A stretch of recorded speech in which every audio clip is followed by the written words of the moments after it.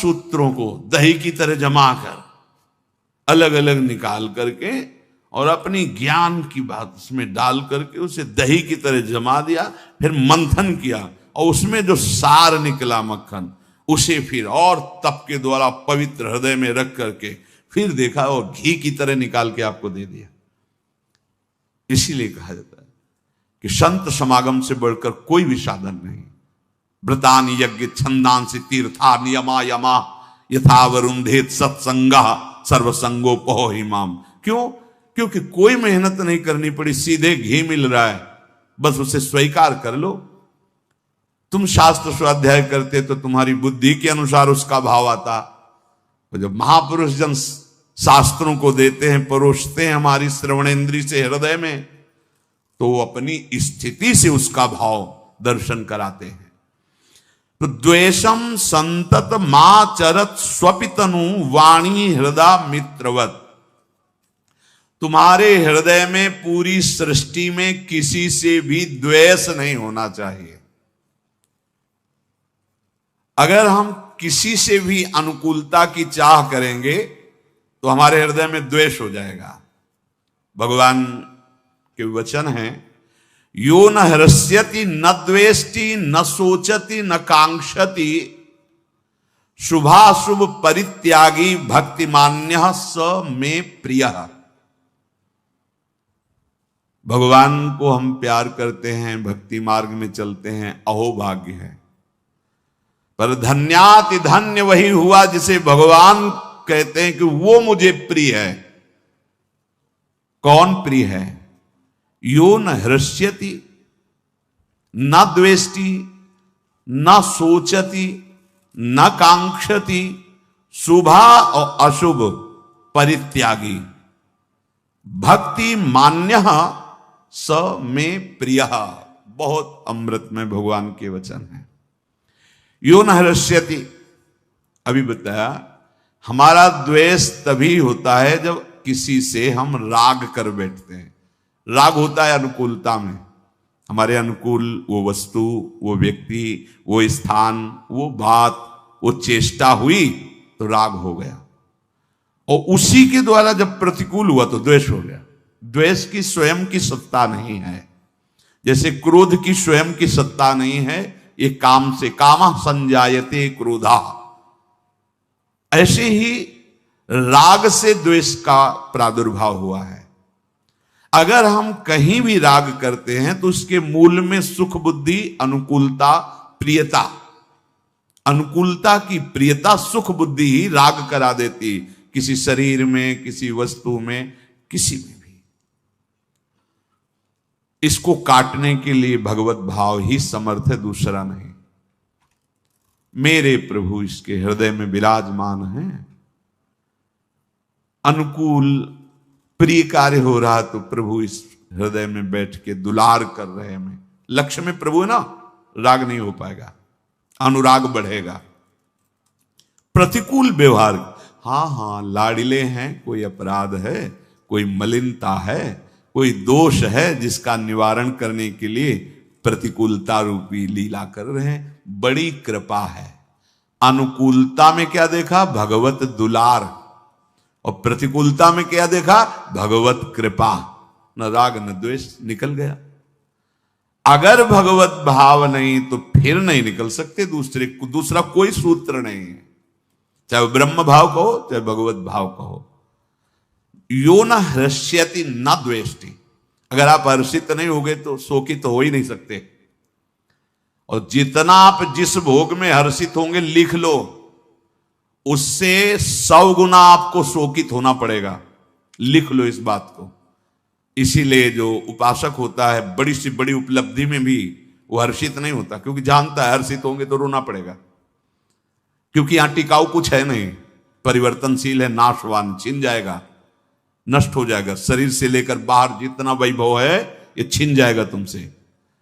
नहीं, कोई भी वस्तु, व्यक्ति, स्थान तुम्हारे साथ नहीं जाएगा जिसकी प्राप्ति में तुम भूल गए हो और जिसकी प्राप्ति में तुम भूल गए हो। दोनों बातें। जब भूल गए तभी भूल गए हो, नहीं तो अगर भूले ना होते तो भूलते नहीं। नाशवान वस्तु की प्राप्ति पे सच्चिदानंद का उपासक कभी भूलता नहीं, फूलता, हर्षित होता, कभी हर्षित नहीं होता।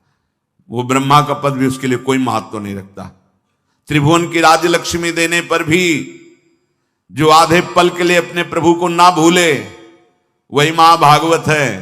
तो फूल कैसे सकता है? सांसारिक वस्तु, मायाकृत वस्तु, व्यक्ति स्थान की प्राप्ति में अनुकूलता का बोध कैसे उसको हो सकता है? क्योंकि सच्चिदानंद का उपासक है वो, कोई त्रिगुणात्मिका माया का, प्रकृति का उपासक थोड़ी, वो परमात्मा का उपासक है। ओहो, यो न हर्ष्यति, भगवत प्रसाद रूप। उदासीनता उपासक का धन है। उदासीन अतिरही गोसाई, गोस्वामी जी ने बहुत बढ़िया वर्णन किया है। गिरा अर्थ जल बीच सम कहियत भिन्न न भिन्न, बंदों सीता राम पद जिन्हीं परम प्री खिन्न। कहीं भी नहीं, उदासीनता ही खिन्नता है। जो उदासीन रहता है वो उन्मनी अवस्था को प्राप्त हो जाता है।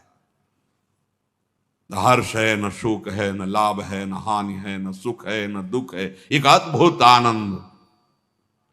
पूज्य राधा बाबा को आप देखिए, जब कभी आपको जहां वो विराजमान दिखेंगे तो ग्रीवा झुकी हुई,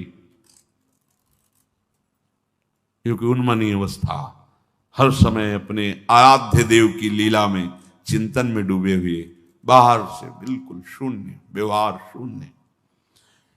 भाई जी महाराज व्यवहार रत होते हुए भी उस अवस्था को प्रदान करने वाले जो बाबा को अवस्था प्राप्त है, वो भाई जी का प्रसाद, भाई जी की कृपा से प्राप्त हुआ।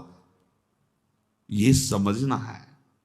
अगर हम किसी भी लौकिक वस्तु की प्राप्ति में हर्षित होते हैं तो शोक को रोक नहीं पाएंगे।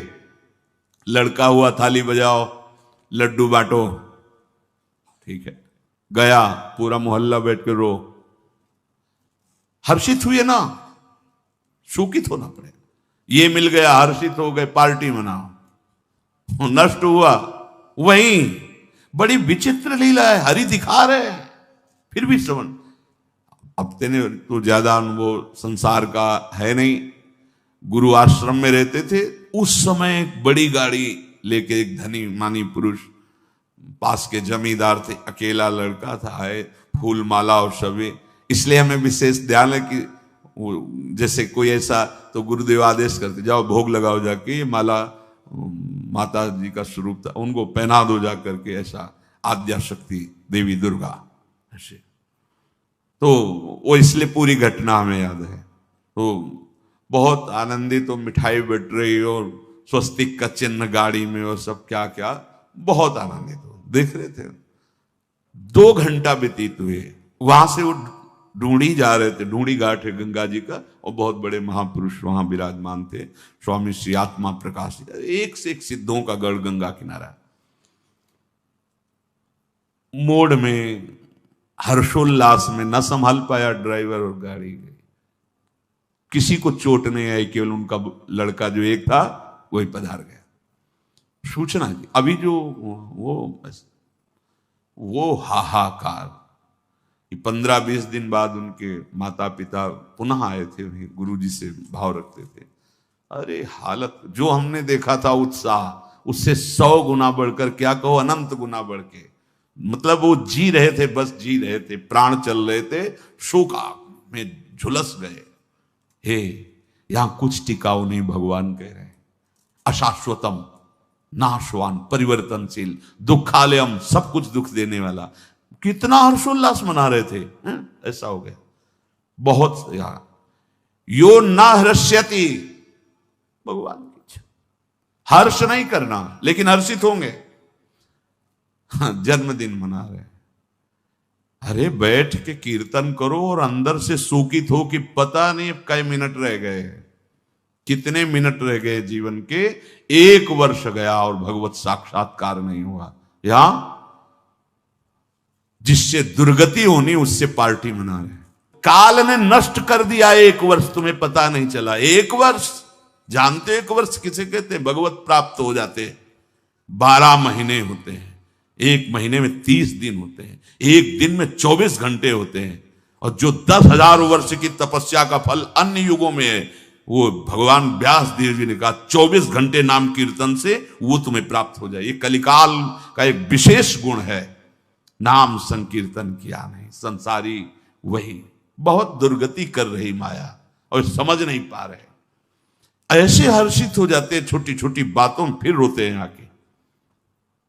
अब रोने से काम नहीं बनेगा, गलती की, हर्षित हो गए, बिना भगवान के आश्रय के इस दोष से मुक्त। हर्ष दोष है, कल भी चर्चा में था। हर्ष शोक को उत्पन्न करता है। आप द्वंद्वों को समझिए, लाभ हुआ है होश में, हानि आने वाली है। तुम्हारी वाणी एक अमोल है, जो कोई बोले जानी, ही तराजू तौल के तब मुख बाहर आने। वाणी बहुत संभाल कर बोलिए, किसी का हृदय न दुख जाए, किसी की निंदा ना हो जाए, किसी का वाणी के द्वारा अपराध न बन जाए। ये त्याग और भगवान नाम जप, भगवत लीला गायन और मधुर हितकर शुद्ध वचन विचार कर बोले तो वाणी शुद्ध हो जाती है। अगर मौन रहे, भगवान नाम जप करे तो वाणी सिद्ध हो जाएगी। शुद्ध की बात जाने दो, जो बोल दे वही हो जाए। आंख को बचा करके रखो तो देखो आंख में तुम्हारी शक्ति आ जाएगी, तुम सूक्ष्म से सूक्ष्म प्रकृति की वस्तुओं को देखने की योग्यता प्राप्त कर लोगे। जिधर देखो आंख की शक्ति खोते चले जा रहे हैं, मोबाइल में और संसार के गंदी बातें देखने में। कहां से तुम्हारी आंख शक्तिशाली होगी भगवत दर्शन योग्य? कहां से तुम्हारी वाणी सामर्थ्य होगी जो तुम बोलो हो जाए? कहां से तुम्हारा शरीर पवित्र होगा जब मनमानी आचरण करोगे? केवल गांधारी जी ने सुना कि धृतराष्ट्र मेरे पति जो बनने वाले वो अंधे हैं, उसी समय पट्टी बांध ली। इतनी सामर्थ्य आंखों में हो गई थी कि दुर्योधन से कहा, तू दिगंबर होकर, नग्न होकर मैं तुम्हारे ऊपर पट्टी खोलूंगी पहली बार जिंदगी में, और आंख से जे भी देखूंगी तू वज्र का हो जाएगा। हो गए थे केवल भगवान ने बीच में, तो बस उतना ही उसी जगह प्रहार करके, नहीं तो जहां मारते चिंगारियां निकलती, कहीं कुछ फर्क नहीं पड़ता था भीम की गदा से। भगवान ने इशारा किया, मारा, वहीं तो ढेर हो गया, क्योंकि वहीं से कच्चा हो गया था। आंख केवल बांध ली तो इतनी दिव्य शक्ति आ गई कि कहा कि मैं देख लूंगी तो तू वज्र का हो जाएगा। हमारे पास शक्तियां हैं, लेकिन हमने सबको खो दिया, नाना प्रकार के गंदे आचरण करके, नाना प्रकार की इन वासनाओं की कभी पूर्ति नहीं होती, कभी पूर्ति नहीं होती। चाहे जितना भोग लो, चाहे जितने को भोग लो, जब तक तुम भगवान का आश्रय लेकर इनको शासन में नहीं लोगे तब तक शांति, त्यागात शांति अनंतरम। और जो धन की शुद्धता है वो पात्र को दान करने से है। भोजन किसी को भी दे सकते हो, औषधि बीमार को दे सकते हो, वस्त्र की आवश्यकता दे सकते हो कोई ठंडी से, लेकिन रुपया नहीं दे सकते। रुपया बहुत समझ करके दीजिए, वो तुम्हारे रुपए से शराब पिएगा, व्यभिचार करेगा, जुआ खेलेगा, गंदे आचरण करेगा, उसके भागीदार आप बनेंगे। धन की पवित्रता है पात्र को दान करने से। पात्र अधिकारी देखा खूब समझ बूझ करके हमारे धन का सदुपयोग होगा, वो धन सो धन धन्य प्रथम गति जाकी, वो धन धन्य है जो दूसरों की सेवा में लगाया जाता है। और अंतःकरण की शुद्धि होती है नाम जप करते हुए ध्यान पूर्वक। धारणा कहते हैं अपने इष्ट की निष्ठा को। हमारे माई श्यामाजू को राज, हम श्यामाजू के चरणों का नाम का ध्यान करते हुए जो समय व्यतीत करते हैं उससे अंतःकरण, बिना नाम जप किए, बिना धारणा आए हृदय पवित्र नहीं होता। बाहर के सब साधन ऐसे हैं जैसे सांप जो है बांबी के अंदर बैठा है, बिल के ऊपर लाठी चला रहे, उसको कोई फर्क नहीं पड़ता। ऐसे इन बाहरी साधनों से अंतःकरण शुद्ध नहीं होगा। अंतःकरण शुद्ध होगा अंदर के साधन से। अंदर का साधन है निरंतर भगवत चिंतन करते हुए भगवत ध्यान परायण। ये दो चीजें बहुत खास बात है। सियाजू अशोक वाटिका में नाम पाहरू दिवस निशि ध्यान तुम्हार कपाट, नाम निरंतर चल रहा है रात दिन, और भगवान का ध्यान। छाणिदय माननी मान मंधरिवो के पद में देखो, जपत हरि विवस तव नाम प्रतिपद विमल, मनसि तव ध्यान ते निमिष नहीं तरिवो। नाम जप रात दिन, और प्रियाजू का ध्यान कर रहे हैं। वहां सियाजू रात दिन राम जी का नाम और उनका ध्यान कर रहे हैं। हरिवंश महाप्रभु कहे राधा वल्लभ लाल को हृदय ध्यान मुख नाम। इससे बहुत जल्दी अंतःकरण पवित्र हो जाता है। चलते हैं आज से रास पांचाध्यायी जो श्रीमद् भागवत की प्राण है, और ये परम हंसों का रस है। सब भगवत प्राप्त महापुरुष गोपी बने हैं आकर के। कल प्रसंग में सुना लालजू महाराज प्रियाजू को, राशेश्वरी को, कि आप कल रास में पधारे, क्योंकि बिना रासेश्वरी के रास नहीं होता। रास के लिए वृंदावन की भूमि और प्रियालाल, बिना इनके रास नहीं हो सकता, कहीं भी रास नहीं हो सकता। वृंदावन भूमि चाहिए, कोई भी रास नहीं कर सकता। प्रियाजू और लालजू, ये महारस है। भगवान पिता रात्रि शरदोत्फुल्ल मल्लिका वीक्षरन्तुम मनश्चक्रे योग माया मुपाश्रितः तदोडुराजः ककुभः करैर्मुखं प्राच्या विलिम्पन् अरुणेन सन्तमैः सचर्षणीनामुद्गाच्छुटो मृजन् प्रियः प्रियाया इव दीर्घ दर्शनः। शरद ऋतु है, बेला, चमेली, माधवी, मालती सब लताएं खिली हुई हैं। सुगंधित पुष्पों का पराग लेकर के वायु बह रही है, मह मह पुष्प महक रहे हैं। बड़ी सुंदर शोभा वृंदावन की। भगवान ने गोपियों को जिन रात्रियों का संकेत किया था वो आज रात्रि उपस्थित हुई, शरद पूर्णिमा की रात्रि। मानो बहुत सी रात्रियां एक साथ जुड़ करके एक रात्रि के रूप में उल्लसित हो। भगवान ने वृंदावन को देखा, एक खास बात है। जे भी वृंदावन को देखा तो वृंदावन चिदानंदमय प्रकाशित है, अद्भुत शोभा। दिव्य खिले हुए वृक्ष, उनमें लिपटी हुई लताएं, वो सब खिली हुई पुष्पों से बड़ी सुगंधित भंवरे मडरा रहे हैं। भगवान ने देखा और देखकर दिव्य बनाया। भगवान की दृष्टि पड़ते ही दिव्य शोभा प्रकाशित हो गई। अब भगवान ने अपनी अचिंत महाशक्ति योग माया का स्मरण किया, क्योंकि रसमयी रास क्रीड़ा यहां जो ब्रज में हो रही वो योग माया के द्वारा पूरित होगी, क्योंकि जितनी गोपिकाएं उतने श्री कृष्ण, ये योग माया से ही पूर्ण होता है। भगवान ने संकल्प किया, जैसे सृष्टि प्रकट करने के लिए एकोहम बहुश्यामः, मैं एक बहुत रूपों में हो जाऊं, तो रास क्रीड़ा का संकल्प किया। ये संकल्प अपने प्रेमियों की प्रेम इच्छा को पूर्ण करने के लिए। भगवान अमना है, भगवान में मन नहीं है। भक्तों का मन ही भगवान का मन बनता है। तो अपने प्रेमियों के मन की इच्छा पूर्ण करने के लिए भगवान ने मन स्वीकार किया। जे भी भगवान ने मन स्वीकार किया भक्तों की प्रेम इच्छा पूर्ण करने के लिए, तो संकल्प करते ही दिव्य चंद्रमा प्रकट हुआ। प्राची दिशा के मुखमंडल पर अपने शीतल किरण रूपी कर कमलों से लालिमा की रोली केसर मल दी। प्रारंभ में एकदम अरुण वर्ण की महिमा ये भगवान श्री कृष्ण की दृष्टि की है। जैसे कोई अपनी प्रियतमा के मुख में रोली केसर मल दे, ऐसे चंद्रमा उदय होती वृंदावन में ऐसी लालिमा छाई। पहले जैसे बहुत दिनों के बाद अपनी प्राण प्रिया पत्नी के पास आकर उसके प्रीतम ने आनंदित करने के लिए ऐसा किया हो, ऐसे भगवान चंद्रदेव के उदय होने पर अद्भुत लालिमा वृंदावन में छा गई। फिर पूर्ण चंद्रदेव उदय हुए तो श्वेत चांदनी छा गई। संसार के चरचर प्राणियों का संताप दूर करने वाले, सूर्य रश्मियों के ताप को दूर करने वाले ये चंद्रदेव नहीं है। ये आज प्रेमियों को प्रेम अमृत रूपी किरणों से सिंचन करने वाले चंद्रमा है। ये प्रेम चंद्रमा है।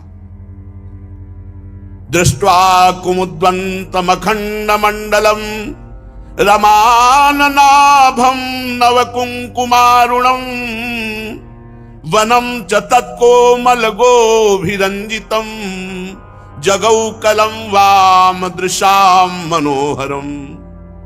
अखंड चंद्रमंडल, पूर्ण चांदनी, पूर्णिमा की रात्रि, नूतन केसर के समान हल्की हल्की लालिमा और पूर्ण श्वेत चांदनी।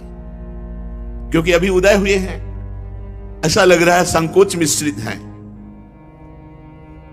ऐसी शोभा हो रही है जैसे लक्ष्मी जी का मुखारविंद। कोमल किरणों से सारा वृंदावन प्रेम रंग में रंग गया। वन के कोने कोने में चांदनी द्वारा अमृत समुद्र उड़ेल दिया गया। भगवान श्री कृष्ण ने देखा रास के लिए दिव्य चांदनी, दिव्य लताएं, दिव्य भूमि, पूरी सामग्री। अब रास प्रारंभ जिससे होता है वो है वंशी।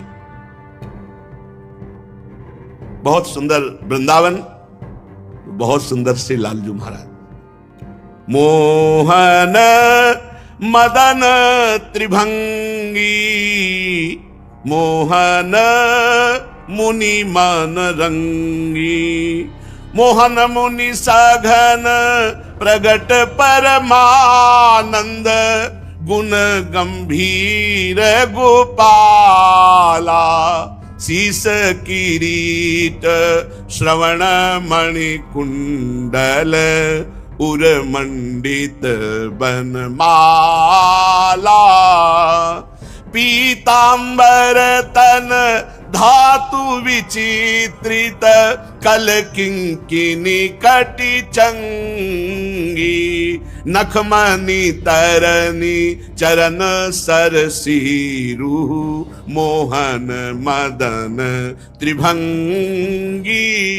कैसे लालजू महाराज, अद्भुत वृंदावन दिव्य, जो आपने प्रायः नित्य 1-2 श्लोक वृंदावन की महिमा के होते हैं।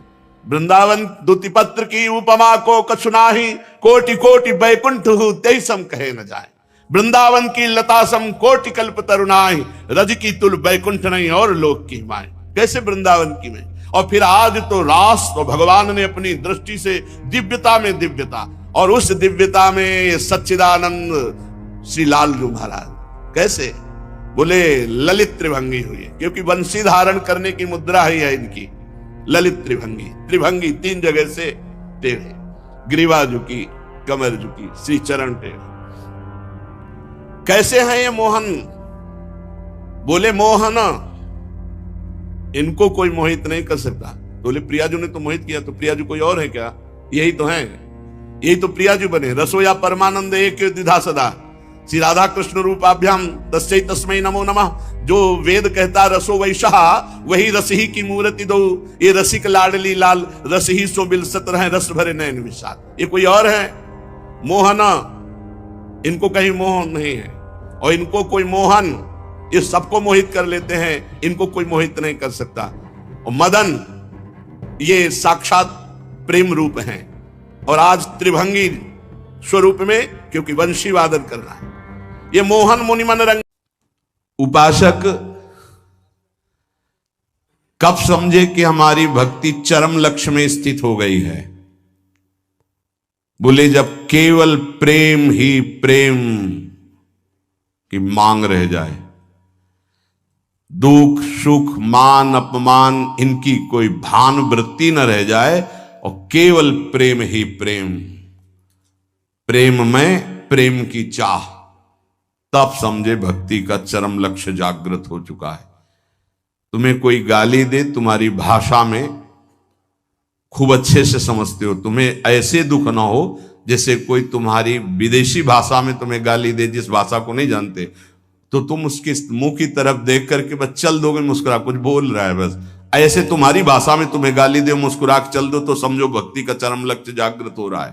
तुम्हारा अपमान हो, तुम्हारी निंदा, उसे बहुत अमृत है, सच्ची कहते हैं। तिरस्कार, अपमान, निंदा, ये भगवान की प्राप्ति करा के ही रखती है भक्त को। अनुकूलता, नमस्कार, सम्मान, प्रणाम, भगवान बचावे, ये जहर कभी पीने को ना मिले। अगर ये जहर मिल जाता है तो फिर आगे कदम नहीं बढ़ पाते परमार्थ के। ये देह बुद्धि कब नष्ट होती भक्त की, कि मैं स्त्री हूं, मैं पुरुष हूं। बोले जब भगवत बुद्धि जागृत हो जाती है, सबसे पहली प्यारी चीज है भगवत स्मृति। इतनी याद में खो गया कि देह की स्मृति नहीं रहे, और पूर्ण रूप से देह भाव का त्याग होता है भगवत साक्षात्कार के बाद। महाराज जी भगवान में प्रेम होना तो बड़ा कठिन है, वो दिखाई तो देते नहीं। मान लो दिखाई दे तो ज्यादा जल्दी प्रेम हो जाए, अब देखा तो है नहीं तो कैसे प्रेम करें? उनके नाम से, उनके नाम में बहुत सामर्थ्य है। उस नाम का निरंतर चिंतन यदि करोगे तो तुम्हारे चित्त के सारे विक्षेप नष्ट हो जाएंगे। श्री कृष्ण को कहा गया है आकर्षणकारी, लेकिन नाम में इतनी सामर्थ्य है कि श्री कृष्ण का आकर्षण कर ले। ये बात अनुभवी महापुरुष ही बोल सकते हैं। श्री कृष्ण का आकर्षण त्रिभुवन को आकर्षित किए और नाम श्री कृष्ण का आकर्षण कर लेता है। इसलिए बिना देखे भी परम सिद्धि को वो प्राप्त होते हैं जो निरंतर नाम जप करते हैं। महाराज कहते हैं कि कृपावान ही भजन करता है। कृपा तो सब पे है, फिर सब भजन क्यों नहीं करते हैं? सब पर मोरी बराबर दया। महात्मा और भगवान की कृपा सबके ऊपर समान होती है। उत्तर, पर जो भगवान या महात्मा की आज्ञा का पालन करता है वही उस कृपा का पात्र बनकर कृपा को रोक पाता है, अन्यथा प्रवाह है, निकल गया। जो महात्मा या भगवान की आज्ञा में स्थित रहकर परिस्थिति के अनुसार ना चलकर उसमें अंतर ना आने दे, परिस्थिति के अनुसार, बोले दुखद परिस्थिति आई, भजन छूट गया, आज्ञा का पालन नहीं हो पा रहा, ऐसा नहीं। सुखद परिस्थिति आई, फूल गए, प्रभु को भूल गए उनकी आज्ञा, ऐसा परिस्थिति के अनुसार नहीं। वो भगवत प्रसाद, वो महापुरुषों का प्रसाद प्राप्त करता है जो उनकी आज्ञा में पूर्णतया स्थित रहता है। ये महात्माओं की निंदा क्यों होती है? बड़े बड़े महात्माओं की ये निंदा क्यों होती है? जब इस कोटि के महापुरुष होते हैं तो उनकी निंदा संसार में के लोग क्यों करते हैं? दो स्वरूप हैं, एक है भक्ति, दूसरी है माया। जब वो भक्ति या ज्ञान के द्वारा सिद्ध होते हैं तो जो माया के सिद्ध होते हैं उनके हृदय में अपने आप द्वेष हो जाता है। माया सिद्ध कामी, क्रोधी, लोभी, मोही, ये देखते हैं जब संतों को तो अपने आप इनके आग पैदा हो जाती है।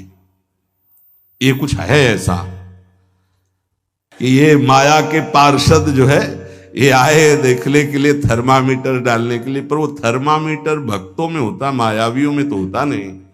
भक्ति से जान सकते हो, माया के द्वारा नहीं। तो महापुरुषों की जब प्रभाव और यश का विस्तार होता है तो जो मायावी जन होते हैं, माया के दास होते हैं, उनके हृदय में भयंकर द्रोह पैदा हो जाता है, द्वेष पैदा हो जाता है। इतनी जलन उनको होती है कि वो किसी भी तरह मिटा पाए, बस ये बात होती है, किसी भी तरह मिटा पावे।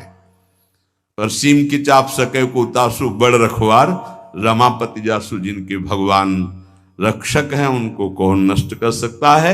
तो इसलिए उपासक को यह भी तैयारी रखनी है कि अपमान, निंदा, तिरस्कार ये हमारे इस मार्ग के पुरस्कार हैं। मिलेगा, मिलता रहा है, मिला है, मिलेगा पक्का। जैसे अपने लोग हैं ना तो बहुत अच्छे से मिलते रहे पूरे जीवन, पूरा अभ्यास रहा है इनका, उनकी कृपा रही है प्रभु की। ये ऐसे ऐसे महीना 2 महीना में 1-2 टेबलेट मिलते रहे हैं कि आपका मान, सम्मान, यश, कीर्ति से जो जहर बढ़ा है वो एक टेबलेट में नीचे उतर जाए।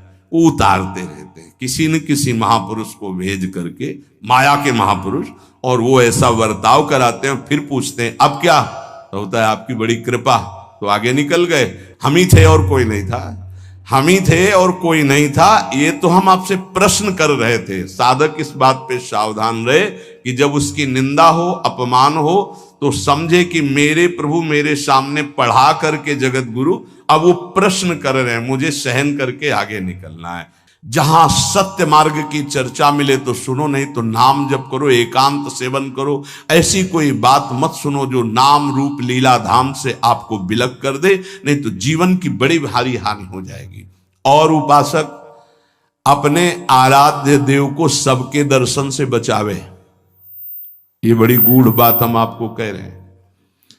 अब जब खुल करके जैसे यहां सेवा हो रही हो बात अलग है, जब उनका आदेश हो जाए, नहीं तो अपने आराध्य देव के दर्शन से, जैसे कहते हैं ना सबकी श्री जी, सबकी श्री जी नहीं है तो हमारी श्री जी है। हम चाहेंगे तो आपको दर्शन करने देंगे, अन्यथा नहीं करने देंगे, इस पे तुम्हारा अधिकार नहीं है। अपनी जो श्री जी हैं इस पे केवल अपना अधिकार है। पूज्यपाद शिवड़िया बाबा जी महाराज, परमात्मा सर्वव्यापी सबकी वस्तु है पक्का, पर प्यारे लाड़िले प्रभु अपनी वस्तु हैं। जो हमारी पूजा में विराजमान, हम छूने दें ना छूने दें, पूजा करने दें ना करने दें, दर्शन करने दें ना करने दें, इसमें मेरा पूर्ण अधिकार है। ये सबकी वस्तु नहीं है, ये सिर्फ हमारे हैं। जैसे पृथ्वी पर सबका अधिकार है, लेकिन उस पृथ्वी में हमने मकान बना लिया, अब मेरा अधिकार घुसने दे ना घुसने दे, आने दे अंदर ना आने दे। पृथ्वी पर सबका अधिकार, परमात्मा पर सबका अधिकार है, लेकिन जो हमने प्रभु की सेवा विराजमान की, इस पर सिर्फ मेरा अधिकार है। हम चाहें तो तुम छू लो, हम चाहें तो तुम देख लो, नहीं पर्दा लगा देंगे। ये तुम नहीं कह सकते कि खोलो श्री जी सबकी है, नहीं, सबकी श्री जी ढूंढो जाके, ये हमारी पर्सनल श्री जी है, ये हमारे पर्सनल ठाकुर है। जैसे पृथ्वी सबकी, मकान हमारा, जितने में हमारा मकान बन गया है, इसके अंदर आने दे तो हम आने दे, ना आने दे तो ना आने दे। इसलिए उपासक जब तक भगवदाकार वृत्ति ना हो जाए, अपने आराध्य भगवदाकार वृत्ति की अपने आराध्य देव अपने से बात करने लगे, तब तक अपने आराध्य देव को प्रदर्शन ना बनावे। कोकिल साईं कभी किसी को दर्शन नहीं करने देते थे। जब कोई विशेष प्रेमी महाभागवत तब ले जाते थे, वो ये कहते थे कि हमारे लाडली लाल से कुछ कह मत देना, कुछ कहना नहीं तो हम दर्शन करा देंगे। क्या मतलब? वो मूर्ति समझ रहे हैं, देखो जरा, वो खेल रहे हैं, तुम कुछ बोल दोगे वो तुम्हारी तरफ आकर्षित हो जाएंगे, परस्पर उनके खेल में कुछ बोलोगे नहीं, बस चुपचाप दर्शन कर लो। तो वो महाभागवतों से अन्य का तो प्रवेश ही नहीं था। इसका कुछ रहस्य है। अपने ठाकुर जी को प्रदर्शन न बनाए, अपनी सेवा को प्रदर्शन न बनाए, अपने भजन को प्रदर्शन न बनाए। उपासक यदि व्यवहार में उतार देगा अपनी उपासना को, तो वो फिर सिद्ध नहीं हो पाएगा। जब तक अपने आराध्य देव से बात ना होने पावे, तब तक आराध्य देव गुप्त ही रहने चाहिए। और जब आराध्य देव से बात होने लगे, फिर उनकी इच्छा है कि चलो हम मंगल, तो बात अलग। ये गुरुदेव भगवान को भी देखा, आप वो दर्शन, ऐसे जो नाम सेवा है, घंटों ऐसे, घंटों श्री जी का नाम सेवा ऐसे ले, घंटों ऐसे, क्या उनको दिखाई दे रहा है, बार बार बार बार बार। और ये सब होता बंद करके दरवाजा। कभी सेवा प्रकट, वो तो सेवा में थे इसलिए दर्शन नहीं किसी का। और देखो आज वही प्रगट में सेवा हो रही है, प्रगट में सबको खुला। ये साधक को ये सावधानी है, कुछ गूढ़ राशि, इसलिए महापुरुष जन कह रहे हैं उसमें क्यों में ना करके अपनी भावना को पुष्ट करना चाहिए। और ये ध्यान रहे कि भगवान को भोग पाने की इच्छा नहीं होती, क्योंकि वो नित्य तृप्त पूर्ण काम है। भक्त का भाव भगवान की भूख लगाता है। जैसे भोजन की खुशबू जो है, भूख ना लगी हो तो भी लग जाएगी ना, बढ़िया ऐसे बने हो तो देख के लगे चलो भाई। ऐसे ही भगवान के अंदर भूख पैदा होती भाव से, भक्त का भाव। अगर भाव नहीं है तो पूज्य बाबा कह रहे भगवान नित्य तृप्त पूर्ण काम है, उनमें कभी भूख पैदा नहीं होती। जब सेवा करने वाला देखा है हमने कि 2 रोटी और सबसे भूख लगा, फिर गरम गरम रोटी घी लगा के दौड़ के जा रहे हैं, एक एक परोसते जा रहे हैं। ऐसे एक साधक छोटे छोटे टुकड़े करके पवाते जा रहे हैं, एक व्यजन कर रहे हैं, पंखा कर रहे हैं, बीच बीच में थोड़ा अनुकूल जल पिलाते, कभी मीठा पवार के भाव। ये नहीं कि थाल ऐसे रख दिए, पर्दा लगा दिया और चले गए ऐसे। और कुछ लोग तो सुबह चिरौरी और गिलास में पानी रख दिया और फिर शाम के हटा दिया।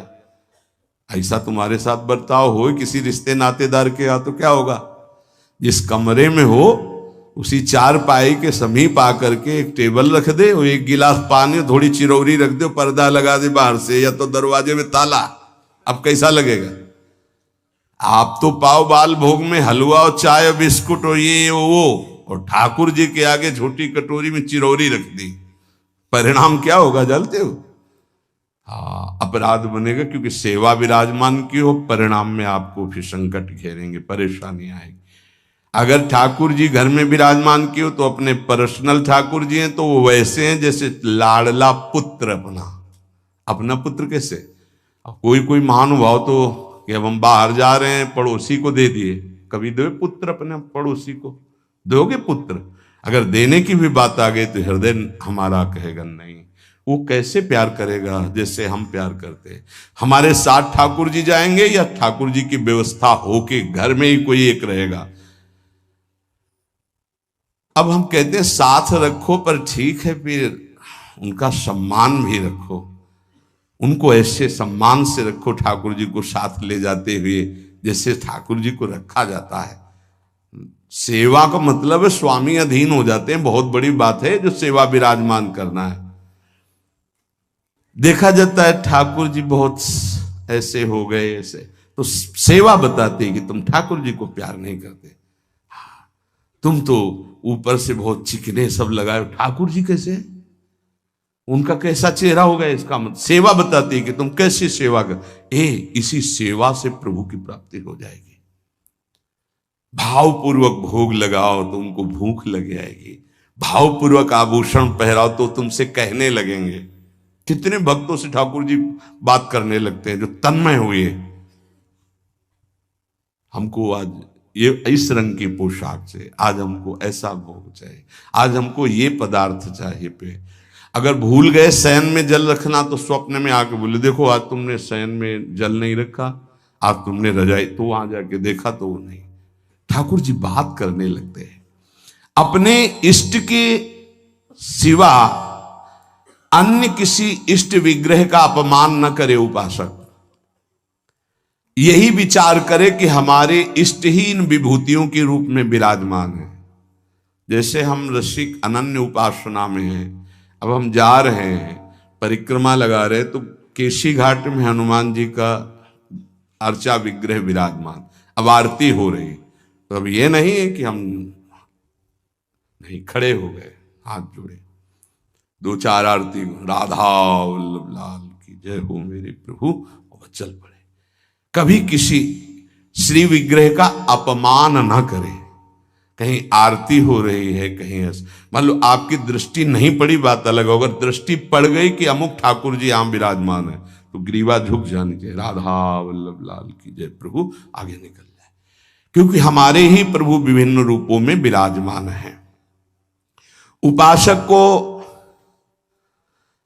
थोड़ा ज्ञान भी होना चाहिए इस बात का कि हम और हमारे प्रभु से हमारा क्या संबंध है। एक बार सभा में हनुमान जी से पूछा गया कि तुम प्रभु से क्या संबंध रखते हो, तुम ज्ञानी हो या भक्त हो, क्या कहोगे अपने आप को? दो प्रश्न। प्रभु से क्या संबंध रखते हो, तुम ज्ञानी हो या भक्त हो? हनुमान जी ने विचार किया कि मैं प्रभु का सेवक हूं, तो सेवा का ज्ञानी कैसे हो सकता है? ज्ञान समुद्र प्रभु का। यदि मैं अपने को अज्ञानी कहता हूं तो मेरे प्रभु पर दोष आता है कि ज्ञान समुद्र प्रभु का सेवक अज्ञानी कैसे हो सकता है। हनुमान जी बोले शरीर दृष्टि से मैं भगवान का भक्त हूं, सेवक हूं, और ये हमारे स्वामी हैं। जीव दृष्टि से मैं अंश हूं, ये हमारे अंशी हैं, और तत्व दृष्टि से जो ये हैं वो यहां है। इतना ज्ञान गुरुदेव भगवान आरती ऐसे कर रहे थे, पूछा प्रभु इधर आरती, वो तो समझे में आ रहा था पर श्रीमुख से सुनना, तो उनका जो सिंहासन में विराजमान है वो यहां भी विराजमान। ऐसे जानना कठिन है भाव का विषय। भक्त को साधनावस्था में भले परिचय नहीं मिले, लेकिन सिद्धावस्था में परिचय मिल जाता है कि जो मंदिर में विराजमान वही यहां विराजमान है। अब कोई भेद नहीं रह गया। उपासक को चलते फिरते, उठते बैठते, खाते पीते हर समय जब अपने इष्ट की स्मृति में रहेगा तब इष्टाकार वृत्ति होती है। और इष्टाकार वृत्ति जीव ही हुई तो भूत भविष्य वर्तमान तीनों काल का ज्ञान हो जाता है उसे। क्या हुआ है, क्या हो रहा है, क्या होगा, इष्टाकार वृत्ति होती है। किसका? जगत का नहीं। जगत का चिंतन तो कब छूट गया, अपने इष्ट का। पूर्व में क्या लीलाएं हुई, वर्तमान में क्या हो रही, आगे क्या होने वाली है, यह ज्ञान प्राप्त हो जाता है। जहां कृष्णाकार भगवदाकार इष्टाकार वृत्ति हुई फिर उसके लिए कुछ दुर्लभ नहीं रहता। सब ज्ञान, सब रहस्य, सब प्रेम, साक्षात्कार, सब कुछ, लीला दर्शन, सब। खास बात है इष्टाकार वृत्ति। वो कैसे होती? बोले उठते बैठते, चलते फिरते, खाते पीते, हर समय इष्ट की स्मृति, इष्ट का ध्यान। आज के सत्संग का सार कुछ समझ में आवे चाहे ना आवे, जो मंत्र मिला है, नाम मिला है, हर समय जपो, ये सब कुछ प्रकाशित कर देगा। और खास बात, हम कैसे हैं हमें ये भूलना होगा। हमारी प्रिया जो कैसी, हमें ये याद रखना होगा। अगर हम अपनी याद रखें तो बर्बाद हो जाएगी, पक्की बात है। आज तक की तुम्हें बात बता रहे भाई, अपने घर में जैसे बात की जाती है। अगर इस मार्ग में चलना है तो यहां क्या हो रहा है, यहां क्या होना चाहिए और यहां क्या होगा, ये तीनों जिम्मेवारी हमने अपने प्रभु को दे रखी है। और हम चैन से सोते हैं। जो हो रहा है वो आप कराओ, जो होना हो वो भी करवा लेना। जैसे भी हैं हम आपके हैं, आपके सिवा अब हमारा कोई है नहीं, आपको अब हम छोड़ने वाले नहीं। ये हृदय में बैठा लो। इसलिए बार बार कह रहा हूं कि बहुत तूफान चलते हैं माया के। कभी दक्षिण वायु, कहीं उत्तर की, कभी पछियाव, कभी पूर्वैया। साधक इधर टटिया लगावे तो उधर उड़ा जा रहा है, उधर लगावे तो उधर उड़ा जा रहा है। बहुत गंभीरता से विचार पूर्वक ये सब निर्णय की बात हम आपको कह रहे हैं। हमको अपनी चिंतन की वृत्ति छोड़नी होगी, तभी आगे बढ़ पाओगे। नहीं, आपको बीच बीच में लगेगा कि परिवर्तन तो हुआ नहीं, ऐसी माया है। ये हम खूब एकांत में विचार करके बोल रहे हैं। इसलिए सबसे प्रार्थना है कि अपने को भूलना होगा इस मार्ग में। अपने भक्ति मार्ग की बात कर रहा हूं। हमारे आराध्य देव का स्वभाव कैसा है, उनका प्रभाव कैसा है, वो कितने करुणा में, ये याद रखना है। और अपने में क्या है ये भूलना पड़ेगा, नहीं तो बार बार आप विक्षेप को प्राप्त होंगे। यहां माया आपको ऐसे विचार देगी, ऐसे आपको दर्शन कराएगी, जिससे आराध्य देव का सानिध्य छूट जाए, उनका भरोसा छूट जाए। अब हम जैसे हैं, अगर शरणागति के सत्संग को याद करो आप, तो उसमें यह कहा गया था, उपासक जब अपनी चिंता करता है तो शरणागति पे कलंक लगाता है।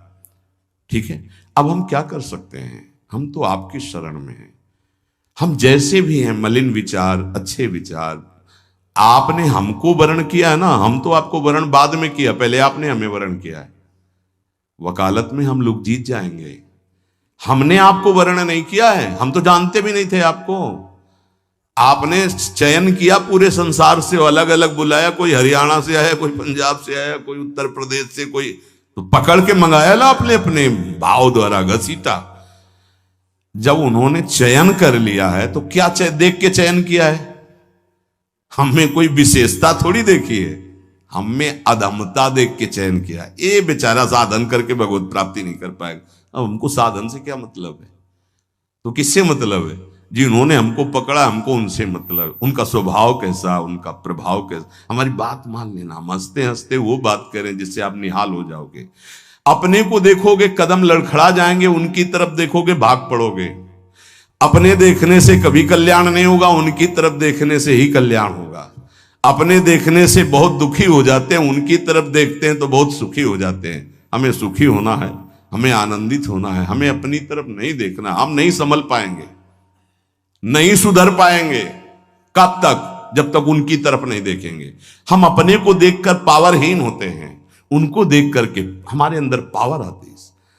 जब भरत जी अपनी तरफ सोचते हैं तो कदम लड़खड़ाने लगते हैं, जब सियाराम जी की तरफ सोचते हैं तो उत्साह संपन्न होकर चलते हैं। तो हम अपनी प्रियाजू की तरफ देखें। जैसी परिस्थिति रोज कट रहा है, रोज की रोज आयु क्षीण हो रही है, मृत्यु के नजदीक जा रहे हैं, हमारे पास राधा नाम धन है, हमें दुर्गति की कोई परवाह नहीं है। बोले आपके पास है क्योंकि आप भजन करते रहे।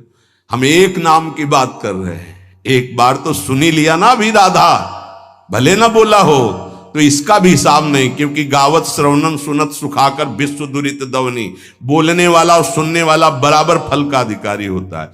खूब नाम जप करो, मंत्र जप करो। जैसे भी हैं, इससे बुरी स्थिति में हमको पकड़ा गया है, इससे बुरी स्थिति में हमको चयन किया गया है। आज तो हम घेरे के अंदर नहाए धोए बैठे हैं, कल तो कीचड़ में खेल रहे थे तब हाथ मिलाया। जब हम कीचड़ में खेल रहे थे तब हाथ मिलाया, अब तो नहा धोआ के बैठाल दिया तो अब क्यों छोड़ देंगे? और छोड़ दें ऐसी उनमें ताकत नहीं। उन्होंने आज तक जिसे पकड़ा है इतिहास साक्षी छोड़ा नहीं, तो हमें क्यों छोड़ देंगे? आप समर्थ हो, हम आपको छोड़ सकते हैं, लेकिन आप हमें नहीं छोड़। ये विश्वास है।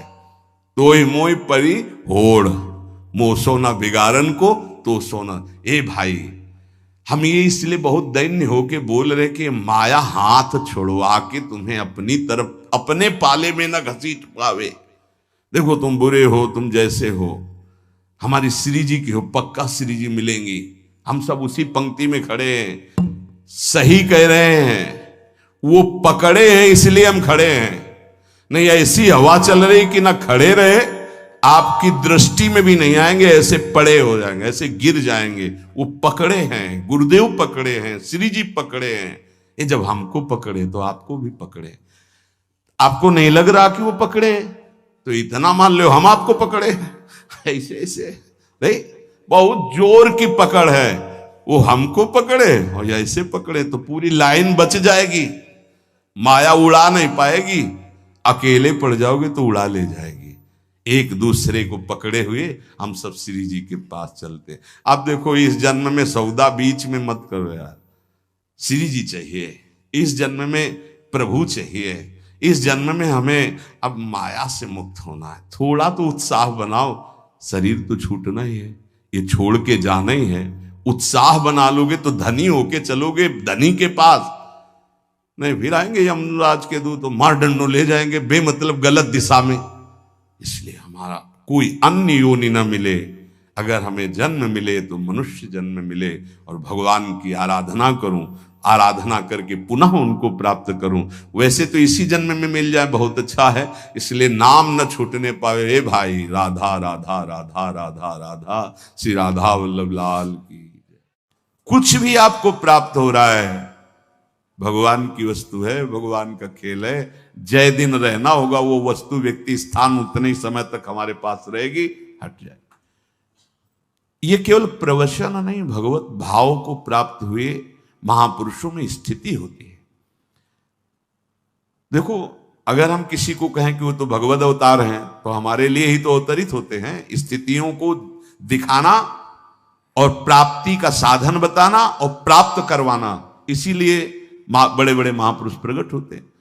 पूज्य श्री जयदेव जी महाराज, वो किसी धनी मानी भगत ने गए, महापुरुष थे, थोड़ी देर भगवत चर्चा हुई, थोड़ा प्रसाद पवाया, मुहरें दी, असरफी मुहरें उस समय चलती थी, मुहरें दी। आवश्यकता तो नहीं, भगवान हमारी प्रसन्नता के लिए, इसका कोई महत्व नहीं। उपासक अगर लौकिक वस्तुओं की प्राप्ति पे हर्षित होता है तो कुछ मिला ही नहीं, परमार्थ का कुछ मिला ही नहीं। न द्वेष्टि, किसी से द्वेष क्यों होगा? तब होगा जब अनुकूलता की मांग होगी। अनुकूलता की मांग तब होती जब हृदय शुष्क होता है, और जब भगवत रस से द्रवित है तो किसी और की अनुकूलता की जरूरत होती क्या? नहीं। तो द्वेष कैसे बन सकता है? अगर श्रीपाद भी कह रहे कि अगर तुम्हारा किसी से द्वेष है, भगवत तत्व का अनुभव नहीं होगा, भगवदानंद की अनुभूति नहीं होगी। पक्का बात है, हरिवंश नाम लीन जे अजात शत्रु ते सदा। ऐसा थोड़ी है कि इससे निकलना नहीं पड़ता, निकलना पड़ता है उस जगह से जहां से तुम्हें गाली मिलेगी, निकलना पड़ता है। तुमसे द्वेष करने वाले सामने आएंगे, बेमतलब द्वेष करेंगे, तुम्हें वो दिखाना है भजन का प्रताप कि अब हे प्रभु, आप जो ये प्रश्नवाचक चिन्ह खड़ा कर दिए, इस रूप में आकर के हम आपसे द्वेष नहीं करेंगे। आप मारो, गाली दो, अपमान करो, हम आपके अंतर से चरण वंदना ही करेंगे, क्योंकि आप निकल गए। और अगर द्वेष कर लिए तो जहां माला में हाथ डाला तो पहले वही आएगा। रागात्मक द्वेषात्मक वृत्ति ये अंदर की हम यहां की बात कहते हैं, यहां की। जैसे कोई कहता है कि आज तो सत्संग में हमारे मन की बात हुई। भैया, समष्टि मन भगवान की ही, तो जब भगवान में चित्त तो समस्त मन की बात आ जाती है। वो किसी के मन की बात नहीं पढ़ते संत जन, वो भगवान की बात, तो वो सबके मन की बात हो जाती है। क्योंकि जो जो उसमें तरंगें उठ रही हैं वो पूरी सृष्टि में है, हर मन में है, क्योंकि उसी ढांचे से मन की रचना हुई। तीन ही है, सतोगुण, रजोगुण, तमोगुण। तमोगुण होगा तो ऐसी तरंग, रजोगुण होगी तो ऐसी तरंग, सतोगुण होगी तो ऐसी तरंग। कभी भी किसी से भी द्वेष ना होने पाए, बचाओ, अपने आप को बचाओ। आपसे और सावधानी की बात कहते हैं, सामने वाले को आप प्रणाम करेंगे ऐसे, अब आपको लगे हम तो हाथ जोड़ रहे हैं, प्रणाम कर रहे हैं, मान दे रहे हैं। नहीं, तुम वो क्या कर रहा है मत देखना, तुम क्या कर रहे हो बस इतनी बात देखनी। तुमने प्रणाम कर लिया, अब दोबारा उसके चेहरे की तरफ मत देखना। चेहरे की तरफ देखोगे तो फिर द्वेष हो जाएगा। हम तो नम्रता से प्रणाम कर रहे हैं, हाथ जोड़ रहे हैं, वो अपमान पे अपमान किए जा। हमें उसका कर्तव्य नहीं देखना, हमें अपना कर्तव्य, साधक अपना कर्तव्य केवल देखता है और निरपेक्ष हो जाता है। सबसे पहला शब्द है जिनके भगवान पीछे घूमते चरण रज लेने के लिए, निरपेक्षम। सबसे पहला निरपेक्षम मुनिम शांतम निर्वैरम समदर्शनम। निरपेक्षम, किसी की अपेक्षा नहीं। वो हमसे द्वेष कर रहा है, हमको बचाना है अपने आप को। क्या प्रभु कुछ भी कर लो, अब नहीं, आप ही हो। सच्ची बात करें, हृदय जल रहा है उसकी बात से, लेकिन आपने ये भाव डाल दिया, ये ऐसा काम करेगा कि द्वेष होने ही नहीं देगा आपके हृदय में। ओ अगर आप ऐसे, भगवान ही तो सब में है, ऐसा देखा उसके चेहरे की भाव भंगिया कि आप तो प्रणाम कर रहे हो, आप फिर नहीं सह पाओगे। फिर ये पक्की बात हृदय की है, बहुत बचने की जरूरत है।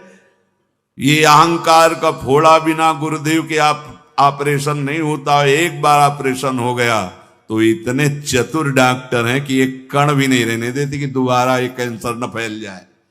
नहीं तो भैया हमने देखा है कि जब तक बिल्कुल पक्का सर्जन नहीं होगा तो ऑपरेशन तो होते छोटे मोटे, पर कण रह जाते हैं कैंसर के, और वो बगल से फिर वैसे ही। लेकिन चतुर जो सर्जन होते हैं वो नहीं रहने देते, कोई कण नहीं रहते। वो है सदगुरुदेव। हाँ, मिटिया मेट कर देते हैं इस देहाभिमान को। ये बिल्कुल समझो, यहां की छाती की बात कहते हैं, ये बहुत जहर है। इसीलिए कोई भगवदानंद की अनुभूति नहीं होने दे रहा है, कोई आध्यात्मिक भूमिका नहीं जागृत होने दे रहा। यही भगवान के सामने कालिया फन नीचे थोड़ी कर रहा था, ऐसे ही कर रहा था। भगवान है पर फन दबा के चढ़ गए फन के ऊपर। जो फन ताता थे उनका तो नृत्य और उनका सारा का सारा अहम चूर। तो गुरुदेव का तो मनोरंजन हुआ अहम के साथ खेलने। पुराने खिलाड़ी है ना, हमारी दुर्दशा अहंकार की कर दी।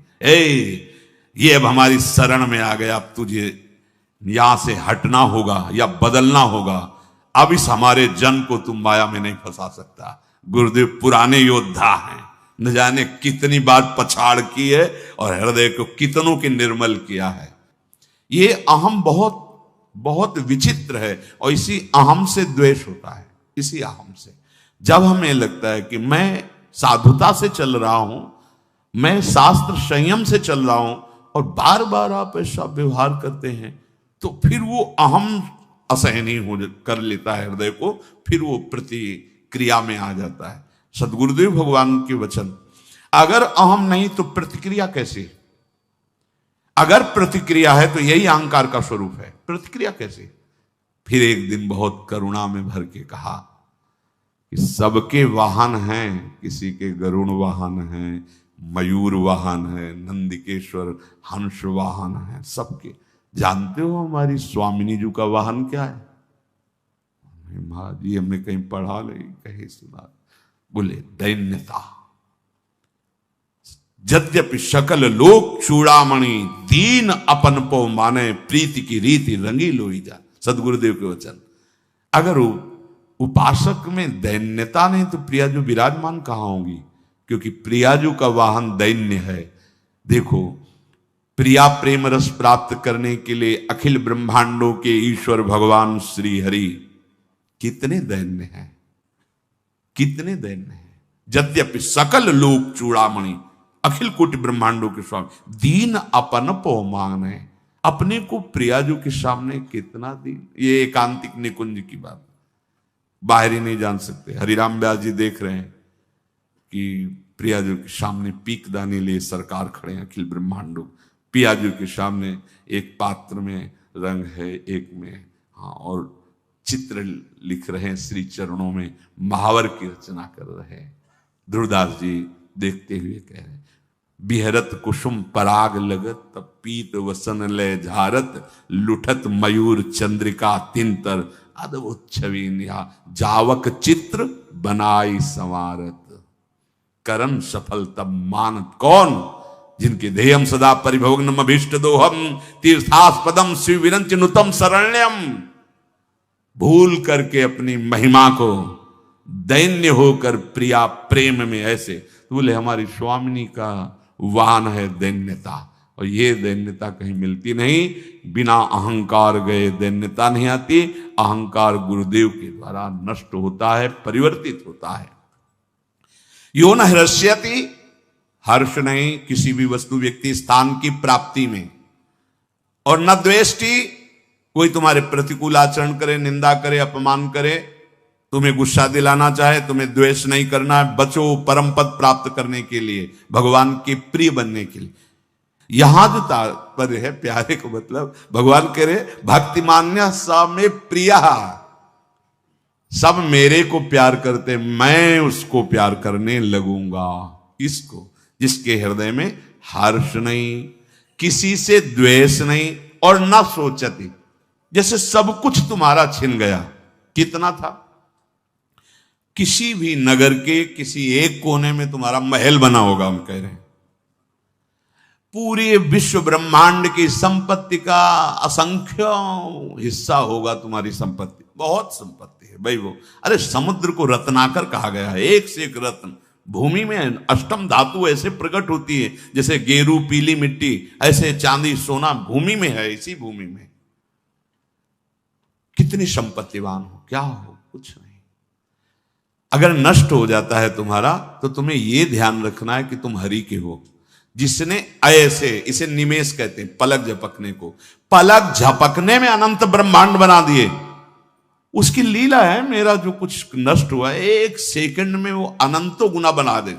भगवद आश्रित कभी शोकित नहीं होता किसी वस्तु व्यक्ति स्थान के नष्ट हो जाने पर। जैसे कोई पधार गया, खूब नाम कीर्तन करो, इतने समय के लिए हमारे साथ आया था, भगवान मंगल करें, खूब नाम कीर्तन, खूब उत्सव मनाओ, रोना मत। जितने आंसू गिरेंगे वो नाक लार ये सब दुर्गति का कारण होती है। अगर आप पुत्र को प्यार करते हो, अपने परिवार को प्यार करते हो, वो पधारने जा रहा है, तो बैठ के नाम कीर्तन करो, रोने की जरूरत नहीं है। मोह ग्रसित होकर आंसू मत बहाना, राधा राधा कीर्तन करो, मंगल करो उस जीव का जो तुम्हारा भाई बना था, तुम्हारा पुत्र बना था, तुम्हारी पत्नी बना था, तुम्हारा पति बना था। वो उतने ही समय के लिए आया, पर ये मोहाविष्ट जन हमको बहुत चाहते थे, जो कहते थे वो करते थे। अब कौन करेगा, इस बात के लिए रोना धोना होता है। प्यार तो होता ही नहीं, क्योंकि जो था उसको तो कभी जाना नहीं। तो बिन जाने न होए प्रतीति, बिना जाने विश्वास नहीं होता, बिन प्रतीति होए नहीं प्रीति। तो तुम्हारी प्रीति कहां थी? अपनी चाह की प्रीति के लिए रोना। तो हम सबसे प्रार्थना करते हैं, किसी का शरीर पूरा हो रहा हो तो हमारी बात प्रार्थना मान लेना, 4 बार राधा नाम चाहे सुनाओ जाके आसपास पड़ोस में। वो अगर शरीर है तो राधा राधा राधा राधा सुना रहे, अगर शरीर नहीं है तो जो राधा नाम उच्चारण किया उस जीवात्मा को दे दो, ये उसके लिए, उसका मंगल। रोने की कोई जरूरत नहीं। तो ना शोक नहीं, और भक्त के हृदय में न कांक्षति। अब हम क्यों चाह करें? हमारे प्रभु अल्पज्ञ हैं क्या कि हम कहें कि ऐसी व्यवस्था कर दो, ऐसी परिस्थिति कर दो, ऐसा कर। सच्ची कहते हैं, जिसकी जैसी परिस्थिति है वो भगवान के विधान से आई हुई है। आप उसी परिस्थिति में भजन कर लो, आपको कोई फेल नहीं कर सकता। यही जीव की दुर्दशा है। वो निकलने की चाहत सत्संग से पैदा हुई, सत्संग ने निकाला और सत्संग को ही छोड़ दिया। क्या हुआ फिर? पार फायदा क्या? वृंदावन बस के इतनो बड़ो सयान, जुगल चरण के भजन बिनु निमिष न दीजे दान। क्यों आए थे? कमाई तो वहां बढ़िया हो रही थी, यहां क्या कमाई है?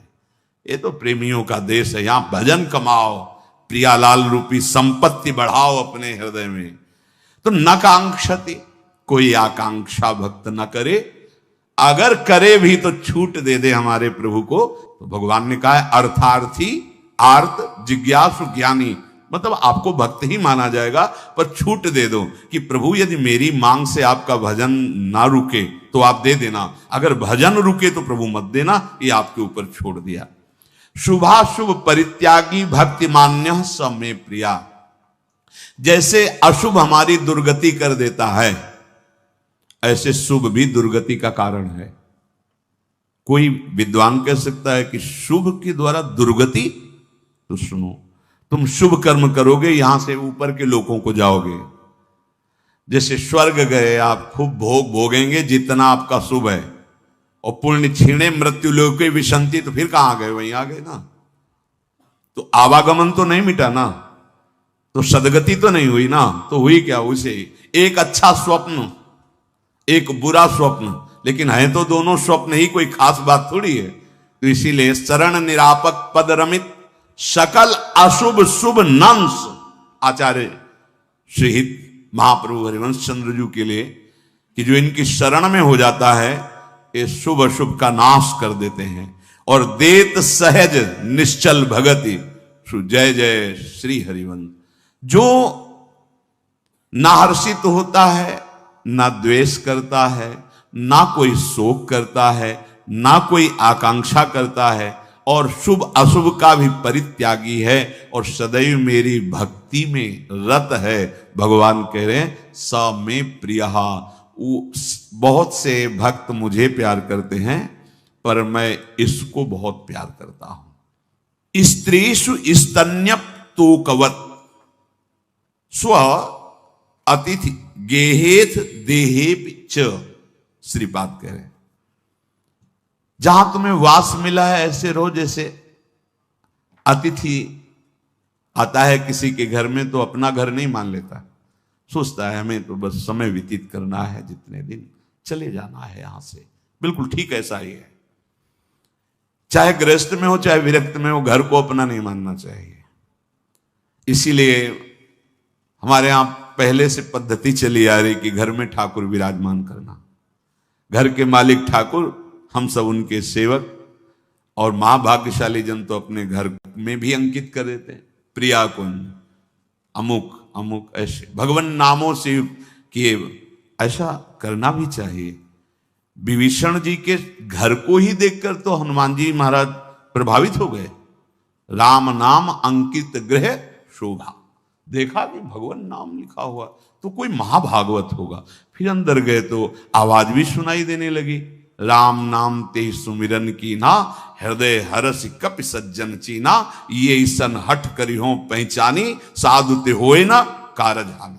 ये कोई भगवत भक्त है लंका में, जिसके मकान पे भगवान नाम है, जिसकी जिह्वा पे भगवान नाम है, वो कोई महाभागवत ही है। घर में अतिथिवत रहने का आदेश कर रहे हैं। जितना समय व्यतीत करवाना है प्रभु को व्यतीत करवाए, बस शरीर छोड़ा। ऐसे आगे कह रहे हैं, अथ देहे पिच, ऐसे ही देह में भी अतिथि की तरह रहना। ये भी घर है, तुम नहीं हो, पर क्या माया का आकर्षण है। प्रवचन कर लो, सुन लो, मैं शरीर नहीं हूं, लेकिन सारा बर्ताव शरीर में ही हो रहा है, आम की धरा में हो रहा है। बहुत सावधान आदेश कर रहे हैं, भगवद आश्रित रहो, ऐसे जैसे बच्चा मां के स्तनपान से ही जीवित है, अर्थात हमारा जीवन केवल हमारे प्रभु के द्वारा पोषित है। महलों में राखे चाहे झोपड़ी में वास दें, आपका आप जैसा ज्यों ज्यों राखत हो त्यों त्यों रहियत हो हरि, हे हरि आप जैसे आप। घर में अतिथिवत रहो, अभिमान मत करो मेरा घर है, और शरीर में भी ऐसे ही अभिमान मत करो कि मैं शरीर हूं या मेरा शरीर है। भगवान ने ये शरीर दिया है, बड़े भाग मानुष तन पावा, भगवान ने दिया है। ये सुर दुर्लभ सदग्रंथन गावा, काहे के लिए मिला है? भजन करके भगवत प्राप्ति के लिए। कैसे होगी भगवत प्राप्ति बता रहे हैं, रोज सत्संग में वही चर्चा होती है। देखो, शास्त्र है दुग्ध, गुरुदेव अपनी बुद्धि से हर रंगी अपने प्रेम रंग से बड़े बड़े मुनियों को रंग दिया। व्यास जी हा पुत्र पीछे से पुकार रहे, सुखदेव जी ने मुड़ के नहीं देखा, ऐसे बैरागी। भगवान के अवतार श्री कृष्ण द्वैपायन व्यास देव जी हैं, वो पुकार रहे हैं, पुत्रेति तन्मयतया तरोभिनेदुस तम सर्वभूत हृदय मुनिमान तुष्टि यम प्रव्रजंत मनुपेत मपेत कृत्यम द्वैपायनो विरह कातर आदुहाओ पुत्रेति तन्मयत। हा पुत्र नहीं मुड़ रहे। लेकिन जब शिष्यों ने एक श्लोक सुनाया, देखो कैसी रूप माधुरी हमारे लालजू की। बरहा पीडम नटवर वपुः कर्णयो कर्णिकारम विभ्रदवासा कनक कपिशम वैजयंतीम चमालाम रंध्रान वेणो रधर सुधया पूरयन गोप वृंदै वृंदारण्यम सुपद रमणम प्राविशत गीत कीर्ति। गोपाल जन उनकी गीत कीर्ति, और आप बरहा पीडम मोर पिछ धारण किए हुए, कनेर के पुष्प लगाए हुए, विभिन्न धातुओं से चित्रित श्रीअंग और वंशी वादन कर, ये रूप जो ही उनके कान में गया श्लोक के रूप में, तो सिद्ध महापुरुष तुरंत भावना में आया। जो भी भावना में आया तो समाधि भंग हो गई, और 18,000 श्लोक श्रीमद् भागवत के कंठस्थ किए। मुनि मन रंगी, परम मुनि परमहंस श्री सुखदेव जी महाराज के मन को अपने रंग में रंग दिया। मधुसूदन सरस्वती जी के हृदय में जहां ब्रह्म स्थिति है, निराकार भावना में तन्मय है, वो नहीं मानते थे भगवान श्री कृष्ण को सच्चिदानंद स्वरूप। वो कहते थे माया युक्त ब्रह्म है।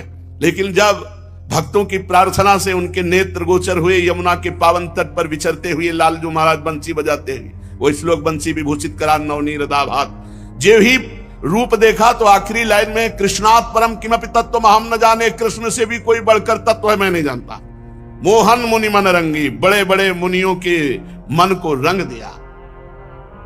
श्रीपाद प्रबोधानंद जी महाराज जब चैतन्य महाप्रभु हा कृष्ण हा मोर प्राणनाथ, तो संपूर्ण वातावरण कृष्णमय हो जाता। वो कहते सन्यासी होकर ब्रह्म चिंतन ना करके ये नाचना गाना कीर्तन करना। एक बार जो महाप्रभु के पास भी जाते थे और प्रबोधानंद जी के पास जाते, उनको लगा कि एक बार महाप्रभु के दर्शन कर लेना तो इनका ज्ञानाभिमान समृष्ट हो जाए। तो एक सभा रखी उन्हीं के यहां, प्रबोधानंद पाद जी के यहां, और वो गिरदा में ऊंचे सिंहासन पर बैठे, क्योंकि उनका बहुत प्रताप था, बड़े ज्ञानी महात्मा, सैकड़ों संत उनके शिष्य थे। महाप्रभु चैतन्य देव आए, एक तो बहुत विवस्था में वो कहा सभा में, हम पर बहुत जब प्रेम विवस्था में भगवान भी हार जाते हैं, तो भगवान ही है महाप्रभु चैतन्य देव, प्रेम का दर्शन कराने के लिए, कृष्ण अनुराग प्रकट करने के लिए वो तो प्रकट हुए हैं। आए और जहां सबके चरण धोए गए थे वहां मोहरी के पास बैठ गए। उन्होंने सोचा था जब आएंगे तो, लेकिन वो अहंकार की धरा से देख रहे थे आमग्रह, और ये दैन्य प्रेम का दर्शन करा रहे थे। जो भी देखा जहां सबके चरण धोए जा, चरणों में गिरने की इच्छा हुई कि इतने उच्च कोटि की स्थिति, पर वो फिर रहा न गया, उठे और हाथ पकड़ के कहा, स्वामी जी आप यहाँ क्यों, आप यहाँ। महाप्रभु की प्रेम दृष्टि पड़ते ही सारा ज्ञान धूल धूसरित हो गया। वो बड़ा प्रसंग है। अंततो गत्वा चरणों में गिर गए, बोले प्रभु अब मैं इस ज्ञान का बोझा नहीं ढो सकता। बोले जाओ वृंदावन। मोहन मुनि मन रंगी, ऐसे प्रियालाल के अनुराग में डूबे। रोज आप एक दो श्लोक सुनते हैं श्रीपाद प्रबोधानंद जी की वृंदावन महिमामृतवाणी से। ये लालजू महाराज ऐसे हैं, बड़े बड़े मुनियों के जो वेदांत निष्ठा में निष्ठ, उनके चित्त को चुराकर अपने अनुराग रंग में रंग देना। क्यों? क्योंकि सघन प्रगट परमानंद, मोहन मुनि सघन प्रगट परमानंद, गुण गंभीर गोपाला। मूर्तिमान परमानंद स्वरूप श्री लालजू महाराज जो अपार गुण गंभीर से युक्त हैं। सुंदर मस्तक पर मोर मुकुट, कानों में मणिजटित कुंडल और हृदय पर बनमाला सुशोभित हो रही, बिजली की कांति जैसे अनंत बिजलियों की कांति वाला पीतांबर धारण किए हुए हैं, और सुंदर जैसे गेरू सफेद मिट्टी, ऐसे वृंदावन की रज से तन धातु विचित्रित, और कमर में छोटी छोटी घंटिकाओं वाली किंकिणी, नख से कोटि सूर्यों का प्रकाश प्रकट हो रहा है। ऐसे मोहन मदन त्रिभंगी। अब श्री लालजू महाराज निशम्य गीतम तदनंग वर्धनम ब्रज स्त्रिया कृष्ण गृहीत मानसाः आजग्मुरन्योन्यमलक्षितोद्यमा सायत्र कांतो जवलोल कुंडलाः दुहन्त्योऽभिययुः काश्चित् दोहम हित्वा समुत्सुकाः पयोधिश्रित्य संयाव मनुद्वास्या पराययुः। परमानंद स्वरूप सच्चिदानंद घन प्रभु ने अपने अधरों पर बंसी विराजमान की, और ये क्लीम, ये बीज मंत्र है प्रेम का। अपनी बांसुरी पर केवल ब्रज सुंदरियों के मन का हरण करने का संकल्प किया। आज चराचर के मन का अपहरण करने वाली बंसी नहीं बज रही। निशम्य गीतम तदनंग वर्धनम, किसके हृदय में? ब्रज स्त्रिया, केवल ब्रज स्त्रिया, न पशु न पक्षी न गोप न चराचर जगत। ये बंसी ध्वनि केवल गोपी जनों के कान में जाएगी। ये भगवान का संकल्प है। निशम्य गीतम, कैसा है यह गीत? तदनंग वर्धनम। अनंग कहते हैं काम को भी, और अनंग कहते हैं प्रेम को भी। प्रेम भी अनंग है। यहां जो तदनंग वर्धनम, इनके हृदय में जो कृष्ण प्रेम है, उसकी कृष्ण प्रेम का वर्धन करने वाली। निशम्य गीतम, जो आज वंशी से ध्वनि हो रही है, वो केवल ब्रज स्त्रिया कृष्ण गृहीत मानसाः, जो कृष्ण गृहीत मानस ब्रज स्त्रियां हैं, केवल उन्हीं को जिन्होंने साधना की है और जो गोपी भाव को प्राप्त हुई, केवल उन्हीं को। सब गोपियां नहीं, ब्रज की सब गोपियां नहीं। सब गोपियों में यशोदा मैया भी हैं, यशोदा मैया के समान बहुत सी गोपी नहीं। ये केवल वही हैं जिन्होंने आराधना की है कि श्री कृष्ण हमें पति रूप में प्राप्त हो। हे कात्यायनी, हे महामाये, हे महायोगिनी, श्री नंद नंदन हमारे पति हो। ऐसी जो कृष्ण गृहीत मानसा गोपी है, केवल उनके कान में। यह नहीं कि ब्रज की समस्त गोपियों के कान में बंसी ध्वनि, यह भी नहीं। यहां केवल वही आ रही है जो कृष्ण गृहीत मानसा, केवल श्री कृष्ण को अपने पति रूप में कांता भाव से आराधना की। निशम्य गीतम तदनंग वर्धनम, उनके हृदय में श्री कृष्ण मिलन की प्रबल कामना प्रकट करने वाली ब्रज स्त्रिया। कौन? जो श्री कृष्ण को कांता भाव से भजती, जो कैसी है? कृष्ण गृहीत मानसा, जिनके मन को श्री कृष्ण ने चुरा लिया है। आजग्मिरन्योन्यमलक्षितोद्यमा सायत्र कांतो जवलोल कुंडलाः। वैसे इनके हृदय में कोई भय लज्जा संकोच श्री कृष्ण के लिए तो है ही नहीं। पर यहां इसलिए कहा कि रात्रि का समय, ना इनके हृदय में कोई भय है, ना कोई संकोच है, और अब ना कोई मर्यादा है और ना कोई धैर्य है। जे भी बंशी वादन हुआ, बड़ी विचित्र गति है। ये केवल कृष्ण ग्रहित मानसा से हो सकता है। अब हजारों लाखों गैया हैं, तो कोई दुहंत्यो भी अयुह काश्चित, कोई गाय दू रही थी, दोहम हित्वा समुत्सुका, वो वैसे ही छोड़ दिया पात्र दूध का, दूहना छोड़ भाग पड़ी श्री कृष्ण के लिए।